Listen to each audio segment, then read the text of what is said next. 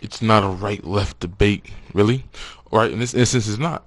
Right here, you have Jehmu Green, the woman you see in the picture, and she went on John Fossil's show last month, I think it was, and it was something that took place that was pretty interesting.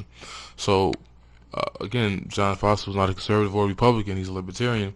I think the woman who was debating uh, Ms. Jehmu Green she seemed like she leans toward having conservative views. But anything, what the conversation was about Obamacare. And it's amazing the hypocrisy of this female and leftist ideology. So the conversation is about females and insurance and how, Jehmu supports the socialistic ideology of Obamacare, believe in a kumbaya, everybody is forced to contribute to a program even though most don't agree with it, whether it be sharing parts of it like abortion for people who have religious convictions or whatever. But anyways, the video is hilarious because Jehmu Green is completely off. She has all of her talking points are wrong. She has no facts. She appeals to emotion like typical leftists do in arguments or debates. But it's just hilarious how everything she shot out there was shot down. And of course, her only defense was to go with the emotion of the conversation. But we're going to check her out and see what she did. Try to curtail a woman's reproductive rights. Anti-abortion. Anti-abortion. Well, and they couch it in terms of we want to do a 20-week abortion ban, but really it's about trying to close as many clinics in the state. And this is going across the country where we've seen rights pulled back. In Texas, it's much harder to get an abortion. Roughly the same number of women are anti-abortion as men. Why should we allow the government into the conversation, into the decision we make with our doctor? And then when you look at the insurance part of it, when you look at issues like even birth control, you have folks who are up in arms because insurance plans are going to cover birth control. But since the day that Viagra came out, insurance plans have been covering it. So this is where there's a real disconnect. Big difference. Some cover it, and you can buy it or not. But Obamacare requires me to pay for birth control.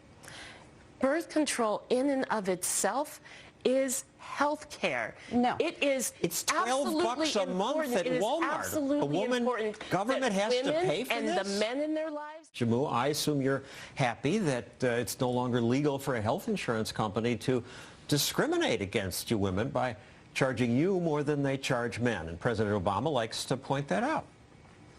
You can't be charged more if you're a woman. Those days are over.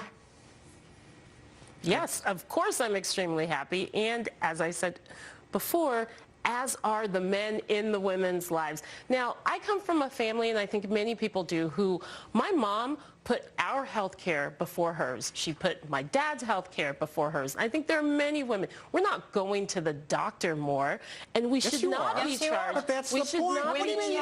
Hold on here. The CDC. I'm extremely happy. And as I said before, as are the men in the women's lives. Now, I come from a family, and I think many people do, who my mom put our health care before hers. She put my dad's health care before hers. I think there are many women. We're not going to the doctor more, and we should not be charged. She put my dad's health care before hers. I think there are many women. We're not going to the doctor more, and we should not be charged. But that's the point. What do you mean?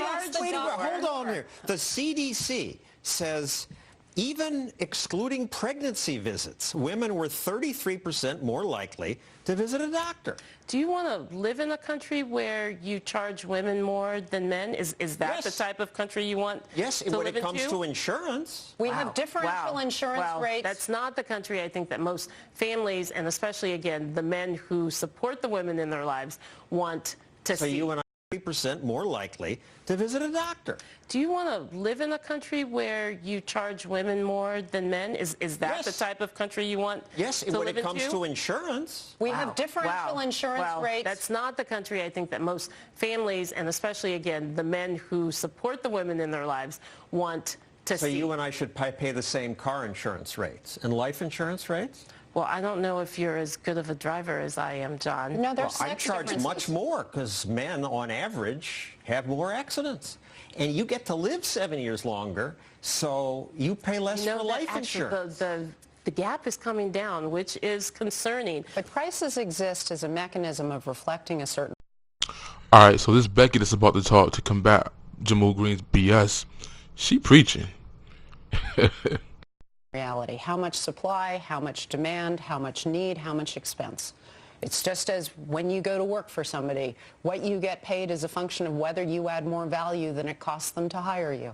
Similarly with insurance, is what you're going to cost the insurance company more or less, statistically speaking, and there's reams of data on this. And it's not just... I guess what we're saying is that when a woman gets pregnant and needs to go to the doctor, she did that all by herself. No, we're saying that a woman tends to use a doctor more, but we also know that a woman is paying less for her car insurance and she's paying less for her life insurance, and she pays less for other things. And maybe, according to you, we should be paying more car insurance and we should, so that young men don't have to pay nearly as much as they do, and even older men don't need to pay as much, because car under your... has nothing to do with the... It has everything to do with it. Car insurance isn't a similar issue? Car insurance has nothing to do with the pursuit of life, liberty, and happiness. Jehmu is willing to stick men with additional costs and not have parity there, but she wants men and children to pay for the costs of older people. And here's a little debacle. Remember our favorite black feminist, another one, leftist Marxist, another liberal in favor of this mark of the beast legislation, i.e. Obamacare. The debate is on Fox 2 Friends, and basically she's going back and forth with another guest. But listen to the point that she makes about women. She claims that women don't have the choice or to not use their health insurance because of their lady parts. They're going to go to the doctor, and they are more likely to go to the doctor. Now, Jehmu Green states that women don't go, which is not true, and I don't even know why she even said that on television. That is just silly. But the whole point here, as Zelina's saying, is that we need young people to sign up for Obamacare for it to work. And the hosts are saying that, well, they're not signing up. And now Zelina points out and says, well, at least the women will sign up and utilize Obamacare. So get this straight, though. The men are less likely to go to the doctor, so they don't use their health insurance. At my job, men were telling me that they have been there 10, 15 years, and they never once used the insurance that their employer offered. And it was a pretty good deal. The employer paid half. That deal is gone, though. Basically, those who are in the union paid $33 a week. Those who are non-union paid $70. And now, due to men, everybody having to subsidize it, but particularly younger men, that same plan, that same good gold standard Cadillac plan, is $250 a week. It was $33 for the union, $70 for non-union. Is now $250 a week, and that's not even including dental or eye. But back to the conversation.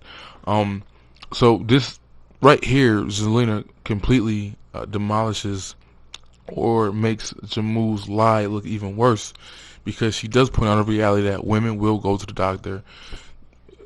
They're not like men. They don't take things by chance. They will go. And those same men who aren't going, their rates are going to have to subsidize those females who do go to the doctor. Not just the women, but also the elderly people and the people who are already sick with preconditions. So all that weight is going to bear on male policies for something they don't even use, but they're required by law to have. Oh.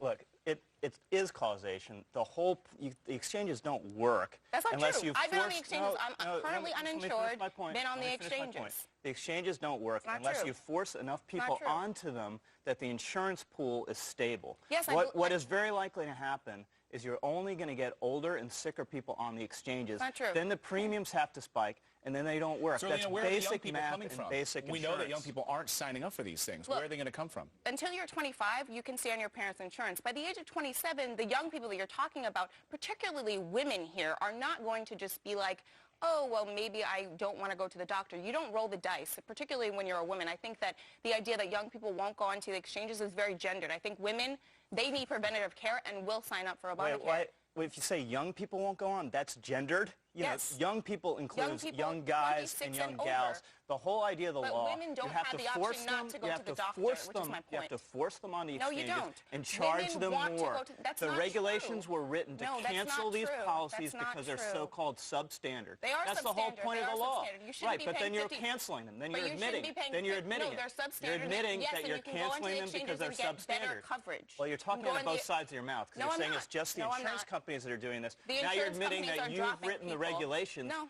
that that's not what I define said. them as substandard No, and cancel them. they are substandard. The insurance companies are canceling them, not Now, real quick, you notice how Jehmu deflected right there, and she goes, "Car insurance has nothing to do with this conversation."